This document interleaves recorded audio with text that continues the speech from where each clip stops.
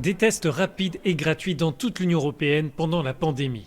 C'est l'une des mesures demandées par le Parlement européen pour la mise en place du certificat commun Covid-19. Ce document représente la proposition des eurodéputés pour faciliter la libre circulation des citoyens vaccinés ou qui ont obtenu un test négatif ou qui ont guéri du virus. Dans certains États membres, les prix des tests PCR peuvent grimper jusqu'à 100 €. Certains n'ont pas accès au vaccin, pas parce qu'ils le souhaitent ou non, mais parce qu'ils ne sont pas suffisamment disponibles pour tous. Dans ce cas, les tests, qui sont aussi une possibilité prévue par le certificat, doivent être accessibles facilement et à un prix abordable pour tous les citoyens.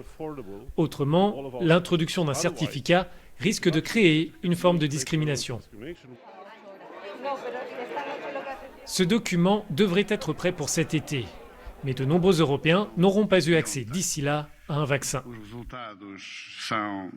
La proposition a obtenu un large soutien au sein de l'hémicycle, mais les critiques estiment que ce certificat est inutile.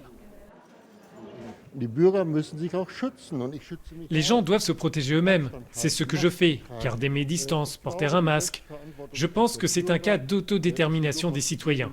Ils savent de quoi on parle, donc ils peuvent se protéger eux-mêmes. C'est pourquoi nous n'avons pas besoin d'une sorte de passeport vaccinal pour voyager ou travailler.